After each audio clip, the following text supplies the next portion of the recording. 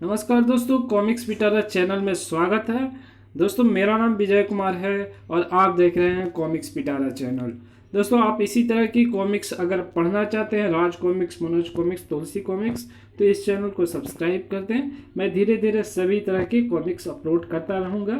तो ये master blaster comics है, ये सुपर कमांडो ध्रुव की कॉमिक्स है, जो कि ये पहले प्रिंट में आई थी 20 रुपये में, लेकिन आप देख सकते हैं ये 30 रुपये की प्रिंट है, जिसका ओरिजिनल कॉपी मेरे पास है। तो चलिए इस कॉमिक्स को शुरू करते हैं। इस दुनिया का जन्म ही ब्रह्मांड के सबसे बड़े विस्फोट से हुआ है, बिग बैंग। एक विस्फोट से ही ब्रह्मांड का जन्म हुआ, इसलिए विस्फोट इस पृथ्वी के कण कण में समाया हुआ है। लेकिन इस विस्फोट को वही नियंत्रण कर सकता है जो विस्फोटों को बारीकी से पूरी तरीके से समझता हो, जो हो मास्टर ब्लास्टर। मास्टर ब्लास्टर तक पहुंचने का ख्वाब छोड़ दे ध्रुव। मास्टर ब्लास्टर किसी भी ज्वलनशील वस्तु को विस्फोट में बदल सकता है, तेरे फेफड़ों में जा रही ऑक्सीजन को भी। आह, आज के दिन में सत्ता जनता की सेवा के बजाय पैसे कमाने का एक जरिया बनकर रह गई है। इसलिए जितनी ऊंची कुर्सी होती है उसकी कीमत भी उतनी ज़्यादा होती है, और उस पर बैठने वालों के सिर पर उतना ही ज़्यादा खतरा भी मंडराता है। इस शहर के विकास के लिए विश्व बैंक ने 200 करोड़ रुपए की सहायता भेज दी है। अब अगर यहाँ का ईमानदार मेयर अपने पद पर ना रहा तो हमारे आदमियों को एक भी कॉन्ट्रैक्ट नहीं मिलेगा। उसको हटाकर उसकी जगह पर अपना आदमी बैठाना बहुत ज़रूरी है। आदमी को हटाना हमारा काम है और बैठाना तुम्हारा काम। जाओ अपने आदमी को मेयर की कुर्सी पर बैठाने की तैयारी शुरू कर दो। मास्टर ब्लास्टर तुम्हारा रास्ता साफ कर देगा। और हाँ, जाते जाते मेरे आदमियों को 1 करोड़ से भरा सूटकेस थमाना मत भूलना। इस काम के लिए किसको भेजना है मास्टर? लॉन्चर को भेज दूं? नहीं, वो हमारे एटॉमिक बम के प्रोजेक्ट के लिए सामान का इंतजाम कर रहा है। ये मामूली काम ग्रेनेड कर देगा, बुलाओ उसे। राजनगर महापालिका के मेयर शांतिदास सिर्फ ईमानदारी का उपदेश ही नहीं देते थे, बल्कि उनको खुद अमल में भी लाते थे। पापा, आज हम लेट हो गए हैं, साइकिल से स्कूल पहुंचने में देर हो जाएगी। अब कार से हमारे स्कूल की तरफ ही जा रहे हैं, हमको स्कूल ड्रॉप कर दीजिए ना। नहीं बच्चों, मैं सरकारी गाड़ी से सरकारी काम के लिए जा रहा हूँ। तुमको स्कूल पहुँचाना मेरा व्यक्तिगत काम है, इसके लिए मैं सरकारी गाड़ी का इस्तेमाल नहीं कर सकता। तुम लोग बस से चले जाओ स्कूल। ओ पापा, बसें भी कभी टाइम पर आती है क्या? अब बोलने से क्या फ़ायदा? पापा तो चले गए। क्या बात हो गई दोस्तों, क्या गड़बड़ हो गई? ध्रुव भैया, आप यहाँ पर कैसे? तुम्हारे पापा से ही मिलने आया था, लेकिन वो तो शायद चले गए। पर तुम लोग बताओ, तुम लोगों की प्रॉब्लम क्या है? हम स्कूल के लिए लेट हो गए हैं और पापा सरकारी गाड़ी से हमको स्कूल छोड़ने नहीं गए। ओह, तो चलो मैं तुमको स्कूल छोड़ देता हूँ। एक मोटरसाइकिल पर 4 सवारी, तुम्हारा चालान हो जाएगा ध्रुव भैया। डोंट वरी, मेरे पास स्पेशल परमिशन है, तभी तो मैं हेलमेट नहीं पहनता। ध्रुव भैया, तुम हेलमेट क्यों नहीं पहनते? क्योंकि हेलमेट पहनने के कारण मेरे देखने का एरिया सीमित हो जाता है, दाएं बाएं देखने में थोड़ी मुश्किल होती है, और इस कारण मुझे अपराधियों के छक्के छुड़ाने में थोड़ी समस्या आ सकती है। तो छक्के मत छुड़ाओ, सिर्फ चौके से ही काम चला लो भैया। ही और तेज चलाइए ध्रुव भैया, हमको पापा की सरकारी कार को पीछे छोड़ना है। ध्रुव अभी भी मेयर शांतिदास की कार से 5 मिनट के फासले पर था। सर, बस अब 5 मिनट में हम उस साइट पर पहुंच जाएंगे जहां पर विश्व बैंक की मदद से बच्चों तक एक आधुनिक अस्पताल बनने वाला है।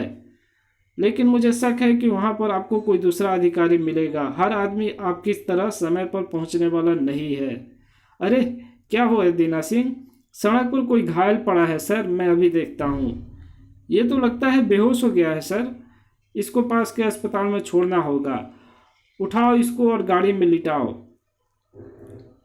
उठाने और लिटाने का काम तो मेरा है मेयर, तेरा नहीं। आज तुमको इस दुनिया से उठाने और चिता पर लिटाने के लिए आया हूं। ग्रेनेड। बड़ा तेरी ईमानदारी ही आज तेरी मौत बनेगी मेयर। बचाओ। शांतिदास ने चट्टानों की आड़ में बचने की कोशिश तो करी, लेकिन उसकी ये कोशिश सफल नहीं हो पाई। ध्रुव को घटनास्थल पर पहुंचने में जरा सी देर हो गई थी।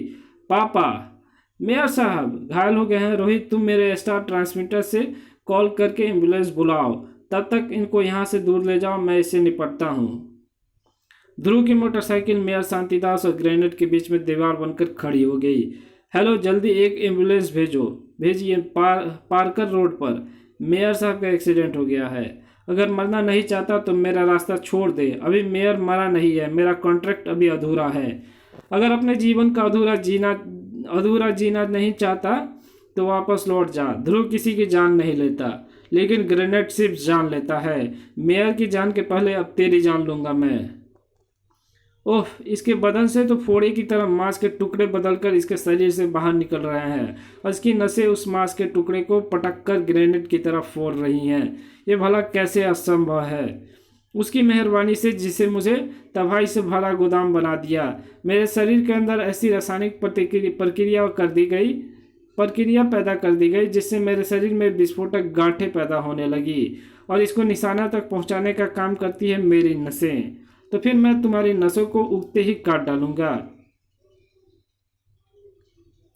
इस असंभव को मेरे मालिक ब्लास्टर ने बनाया है। बायोकेमिस्ट्री यानी जैव रासायनिक विज्ञान का मास्टर है वो।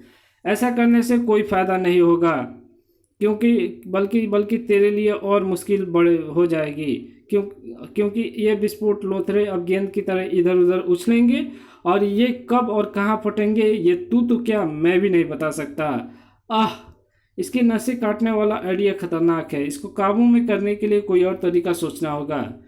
इसको बेहोश करना पड़ेगा और ये काम इसका ध्यान बटाने के बाद ही किया जा सकता है। इसका ध्यान बटाने के लिए मुझे स्टार ब्लेड्स की मदद से इसके शरीर पर ऐसे घाव लगाने होंगे जो इसको दर्द से बेहाल कर दे और मुझको इसको पास पहुंच करके इस पर वार करने का मौका मिल जाए। लेकिन सिर्फ एक गुस्सा इसको बेहोश करने के लिए काफ़ी नहीं है, एक जोरदार और वार करना होगा।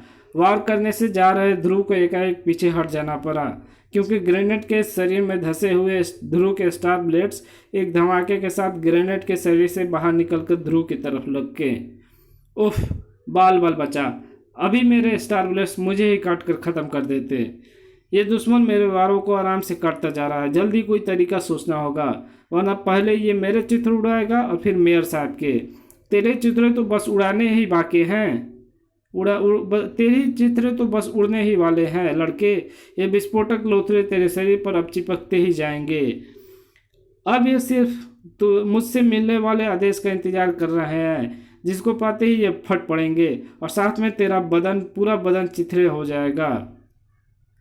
पहला धमाका तो मुझे ज़्यादा नुकसान नहीं पहुंचा पाया, क्योंकि मेरे बूट के चमड़े ने मुझे बचा लिया, पर कोई भी दूसरा धमाका मेरे अंगों को मुझसे अलग कर देगा। कुछ करना होगा, जल्दी ही कुछ करना होगा। इसकी नसों को काटने से भी कोई फायदा नहीं होगा, क्योंकि इसकी उस स्थिति में बम के लोथरे फटेंगे जरूर। इनमें तो विस्फोटक होने भी शुरू हो गए हैं। अब मैं क्या करूं? इन धमाकों को रोकने के लिए कैसे काटूं इनका संपर्क ग्रेनेड के शरीर से? अरे हाँ, मेरे शरीर से चिपके विस्फोटक टुकड़े को फटने का आदेश ग्रेनेड का दिमाग रक्त के जरिए भेज रहा है। ध्रुव की स्टार लाइनें ग्रेनेड के बाजुओं पर लिपटती चली गई। किसी भी प्राणी का मस्तिष्क अपने आदेशों को विद्युत संकेतों के रूप में अपने अंगों तक बहते रक्त के जरिए पहुंचाता है। यानी अगर रक्त के प्रभाव को रोक दिया जाए तो विद्युत संकेत भी रुक जाएंगे और विस्फोटक लोथरे को फटने का आदेश भी नहीं मिल पाएगा। इसकी रस्सी ने मेरे हाथों को जकड़ दिया। मेरे दोनों बाजू शून्य हो गए। मुझे ऐसा लग रहा है जैसे कि मेरे बाजू है ही नहीं। इसकी बाजुओं का रक्त संचार ठप पड़ गया है और ऐसा होते ही मेरे शरीर पर चिपके विस्फोटक लोथरे भी अलग हो रहे हैं। यही मौका है एक ही बार में इसको बेहोश कर देने का। ग्रेनेड का दिमाग अंधेरे में डूबता चला गया। कमाल कर दिया तुमने ध्रुव, कमाल कर दिया तुमने। इस शैतान को कितनी आसानी से बेहोश कर दिया। Thank you. ये लो अपना स्टार ट्रांसमीटर के लिए धन्यवाद। लेकिन आप हैं कौन और मेरा स्टार ट्रांसमीटर आपको कहाँ से मिला और आप मेरा शुक्रिया क्यों अदा कर रहे हैं? मैं डॉक्टर मूसा यहीं अस्पताल में रिसर्च कर रहा हूँ, जहाँ पर मेयर साहब के बच्चों ने उनको गंभीर हालत में भर्ती कराया। उन्होंने स्टार ट्रांसमीटर में मुझे देकर तुम तक पहुँचने को कहा था। उनको लगा कि शायद तुमको इसकी ज़रूरत पड़ सकती है। और रहा ये सवाल कि मैंने तुमको थैंक यू क्यों कहा, तो इसका कारण है ये शख्स। मैं ऐसे इंसानों पर शोध कर रहा हूँ जिसके अंदर ज्वलनशील या विस्फोटक प्रवृत्तियाँ पाई जाती हैं। इंसान का शरीर एक बहुत बड़ी और जटिल केमिकल फैक्ट्री है ध्रुव। वो जब चाहे अपने शरीर को बम में बदल सकता है और जब चाहे आग में। मैं इसी का कारण पता लगाने की कोशिश कर रहा हूँ और इस शोध करने में इस शख्स जैसे इंसान के कई सारे सवालों के जवाब दे सकते हैं। अब इस सवाल का जवाब को छोड़ो, मैं इसको होश में आने से पहले इसको अस्पताल पहुंचाना चाहता हूं। चलिए मैं भी आपके साथ ही चलता हूं, मुझे भी मेयर साहब को देखना, अस्पताल जाना है अस्पताल में। अब मेयर साहब कैसे हैं? अभी 48 घंटे तक कुछ भी नहीं कर सकता ध्रुव। अभी तो मैं यही कहूँगा कि इनकी हालत गंभीर है। ध्रुव भैया, पापा बच तो जाएंगे ना? हमारी तो माँ भी नहीं है। रो मत पिंटू, तुम्हारे पापा के साथ सत्य का बल है, वो जरूर बच जाएंगे। इस सत्य के बल के कारण ही आज वे इस हालात में है ध्रुव भैया। अगर पापा बेईमान होते तो उनकी यह हालत कभी नहीं होती। जिन्होंने पापा की ये हालत बनाई है, मैं उनको छोड़ूंगा नहीं, कभी नहीं छोड़ूंगा। नहीं रोहित, सच के रास्ते पर चलने वालों को ऐसे कठिन परिस्थितियों से जूझना ही पड़ता है, पर तुम देखना, जीत आखिरकार सच की होगी। उनको जीत मैं दिलाऊंगा, उनको न्याय मैं दिलाऊंगा, उनका बेटा होने का फर्ज अदा करूंगा। मैं इस काम में तुम्हारे साथ हूँ रोहित, मैं भी भैया। जोश में ऐसा कोई काम मत कर बैठना रोहित जिस पर बाद में तुमको भी पछतावा हो और तुम्हारे पापा को भी। मैं बाद में आकर तुमसे बात करता हूँ, अभी मैं डॉक्टर मूसा से मिलने जा रहा हूँ। डॉक्टर मूसा जरूरत से ज़्यादा उत्साहित था। आओ आओ ध्रुव आओ। ये ग्रेनेड तो कमाल का नमूना निकला। इसके शरीर में फास्फोरस और ग्लिसरीन तेजी से पैदा होकर विस्फोटक लोथरे बना रहे हैं। ग्लिसरीन हवा की नाइट्रोजन के संपर्क में आते ही विस्फोटक बन जाता है और फास्फोरस उसमें विस्फोट करा देता है। मैं अभी इसकी जांच करके ये पता कर रहा हूँ कि इसके शरीर में ऐसे कौन से हार्मोन पैदा होते हैं जो इस असंभव को संभव बना सकते हैं। है ना, इसके शरीर में ऐसे हार्मोन प्रविष्ट कराए गए हैं जो इसको आम इंसान से ग्रेनेड बना दे। इसने मुझे बताया था कि मास्टर ब्लास्टर नाम के किसी आदमी ने इसको ग्रेनेड बनाया है, पर ये सब लोग कौन है? ये सब वो लोग हैं जिनको कभी न कभी अपने शरीर में ज्वलनशील प्रक्रिया का होने का आभास हुआ है। यह समय समय पर मेरे पास आते रहते हैं और मैं इन पर विभिन्न प्रकार के प्रयोग करता रहता हूँ। आओ मैं तुमको इनसे मिलवाता हूँ। यह है मिस्टर ब्रिगेंजा। आज से 2 साल पहले ये अपने भाई के साथ बैठकर विक्सी और सिगरेट पी रहे थे। अचानक इनको डकार आई और इनके मुंह से हवा के बजाय आग का गोला निकला, जिसने इसने भाई को ही कुछ ही सेकंड में भस्म कर डाला। उनकी हड्डियां तक नहीं मिली। इनकी मौत की सजा से सिर्फ मेरी गवाही और मेरे शोध ने बचाया। यह है डॉली सरदना। 6 महीने पहले खाना पकाते पकाते इसका हाथ इतना गर्म हो गया कि गैस के चूल्हे से आने वाली रबर पाइप इसके स्पर्श से ही गल गई और सिलेंडर फटने से धमाके ने किचन की छत उड़ा दी। लेकिन आश्चर्य की बात यह है कि इसको रत्ती भर में नुकसान नहीं पहुंचा, सिर्फ कुछ बाल जल गए। हेलो, अस्सलाम वालेकुम। और ये है हफीज़ निसार। एक दिन सजदा करते वक्त इनका माथा इतना गर्म हो गया कि माथे से चिपका फर्श पिघल गया और उनका सिर उसमें फंस गया। फर्श का पत्थर काट कर इनको निकालना पड़ा। ऐसे और भी मरीज हैं। इनके अलावा कुछ और मरीज हैं जो यहाँ पर आते रहते हैं, लेकिन ये तीनों मेरे खास मरीज हैं। मेरे इलाज से इनको फ़ायदा पहुँचा है और इनसे मेरे शोध को। क्या आप किसी ऐसे शख्स को जानते हैं जो आपकी तरह ही इस विषय का ज्ञान रखता हो, जो यह जानता हो कि इंसान को चलते फिरते बमों में किस तरह से बदला जा सकता है? मेरे जितना ज्ञान तो सिर्फ मेरे गुरु और गाइड डॉक्टर डोलो को ही था, लेकिन ब्रिगेंजा की जांच करते करते एक दिन वो खुद ही अपना पोस्टमार्टम करा बैठे। अब तो बेचारे भगवान के पास हैं। फिर तो मास्टर ब्लास्टर तक पहुंचने के लिए मुझको ग्रेनेड के होश में आने तक का इंतजार करना पड़ेगा। यह जल्दी होश में नहीं आएगा ध्रुव। ऐसी संरचना वाले लोग जब बेहोश होते हैं तो कोमा में चले जाते हैं। फिर मैं कोई रास्ता तलाशूंगा और मास्टर ब्लास्टर तक मुझको पहुंचना है, वो भी जल्दी। मास्टर ब्लास्टर अपना जाल फैला रहा था। सावस लॉन्चर, कमाल कर दिया तूने। तू एटम बम के सारे पुर्जों को जुगाड़ कर लाया और साथ में ये जरा सा वेपन ग्रेड यूरेनियम भी ले आया। पर इतने जरा से यूरेनियम से सिर्फ टेस्टिंग करने लायक बम ही बन पाएगा। बड़े बम के लिए कुछ और पुर्जों का जुगाड़ करना अभी बाकी है। ये बम मुझको टेस्टिंग के लिए चाहिए थी लॉन्चर, ताकि मैं इसके अंदर होने वाले विखंडन की प्रक्रिया को समझ सकूं और फिर उस ज्ञान का प्रयोग इंसानों के अंदर यूरेनियम पैदा करके उनको चलता फिरता एटम बम बनाने के लिए कर सकूं। लेकिन तुम मेरे फार्म हाउस में ये सब क्यों कर रहे हो मास्टर ब्लास्टर? अपने ठिकाने पर जाकर ये काम क्यों नहीं करते? वो इसलिए क्योंकि अगर पुलिस को मेरी योजना की भनक भी लग गई तो वो तेरे फोन पर आने से पहले 10 बार सोचेगी। वैसे भी पुलिस से निपटना तुम्हारा काम है। मत बोलो कि अब तुम्हारा आदमी मेयर का पद संभाल रहा है, और ऐसा सिर्फ इसलिए हुआ है क्योंकि मैंने मेयर शांतिदास को तुम्हारे रास्ते से हटवा दिया है जयपाल सेठ। उसके लिए तुम 1 करोड़ रुपए ले चुके हो। वो सिर्फ एडवांस था, असली फीस तो मैं तुमसे अब वसूल रहा हूँ। मेरा काम पूरा होने तक मैं यहीं रहूँगा। अब कमरे में जाकर सो जाओ। नींद आज कई आंखों से कोसों दूर थी। हम पापा के ऑफिस में क्या ढूंढ रहे हैं रोहित? उन लोगों के नाम जिन्होंने पापा की ईमानदारी से नुकसान पहुंचाया है। जिसको जितना ज़्यादा नुकसान पहुंचा है वो पापा का उतना बड़ा दुश्मन होगा। ये देखो मुझे कूड़े के डिब्बे में क्या मिला भैया। ये किसी की चिट्ठियाँ हैं। पापा तो किसी भी चिट्ठियों को कूड़ेदान में ऐसे नहीं फेंकते, मैं देखता हूँ। ये किसी जयपाल इंटरप्राइजेज का लेटर है जिसमें इसने कॉन्ट्रैक्ट पाने की प्रार्थना की है। अगर पापा ने इस पर करप्ट यानी भ्रष्टाचार लिखकर कुएं में फेंक दिया है तो बाकी की चिट्ठियाँ भी ऐसी ही है। यानी पापा इस जयपाल से इतने खपा थे कि उन्होंने उसकी चिट्ठियाँ तक फेंक दी। ऐसे आदमी बदला जरूर लेना चाहिए चाहेगा। चिट्ठी में उसके घर और ऑफिस दोनों के ही फ़ोन नंबर हैं। मैं घर पर फ़ोन करके मिस्टर जयपाल के बारे में पूछता हूँ। हेलो हेलो जयपाल जी से बात कराइए, मुझे उनसे एक बड़े कॉन्ट्रैक्ट के बारे में बात करनी थी।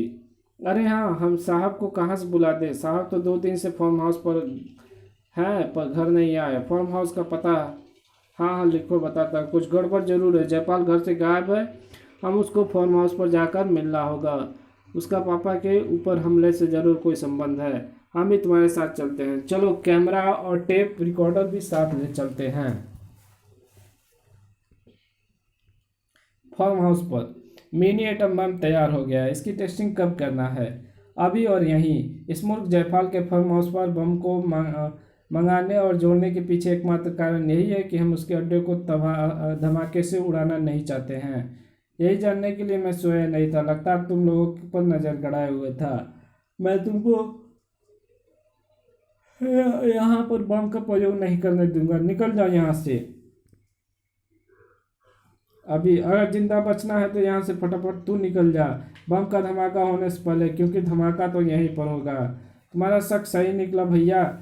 जयपाल कुछ बुरे लोगों से मिला हुआ है। फोटो खींचो, ये हमारा सबूत होगा जयपाल के खिलाफ। ये एटॉमिक रिएक्शन चालू कर रहा हूँ। ये प्रक्रिया 10 मिनट बाद इस स्तर पर पहुँच जाएगी कि विस्फोटक हो जाएगा। यानी आपके पास प्रक्रिया को समझने के लिए सिर्फ 8 मिनटों का समय लगेगा। 2 मिनट भागने के लिए चाहिए ना? ठीक है, प्रक्रिया चालू कर। एटॉमिक प्रक्रिया चालू हो गई। अब इस प्रक्रिया में क्या देख रहे हो मास्टर? यह प्रक्रिया तो आपको किसी भी किताब में लिखी मिल जाएगी। प्रक्रिया मुझको पता है लॉन्चर पर। अभी मेरा कंप्यूटर इस प्रक्रिया को समझकर इस प्रक्रिया को उन हार्मोनों से मैच कर रहा है जो इंसानी शरीर में पैदा कर सकें। यह प्रक्रिया तो अणुओं के टूटने से पैदा होती है। यानी आप ऐसे हार्मोन ढूंढ रहे हैं जो इंसानी शरीर के अणु को तोड़कर उसमें छिपी ऊर्जा को आज़ाद कर सके और इंसानों को चलता फिरता एटम बम बना सके।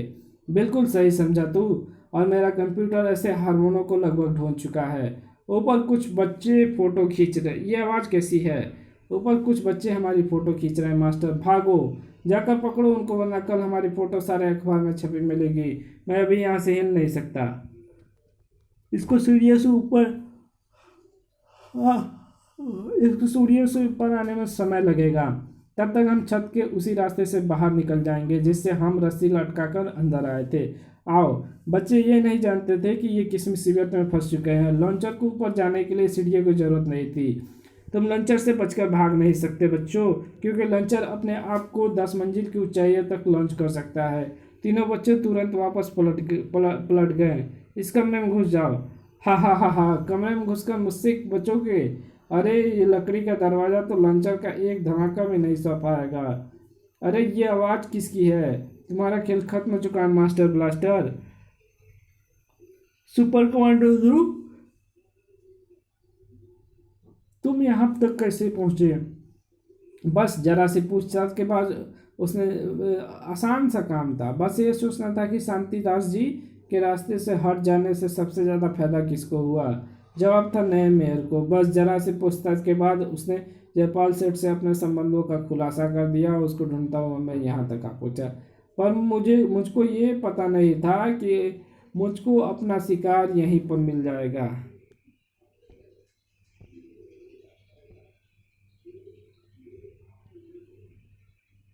शिकार मैं नहीं, तू है बच्चे। अब मैं जरा सा बिजी हूँ, वरना खुद तुमको फाड़ कर खाता।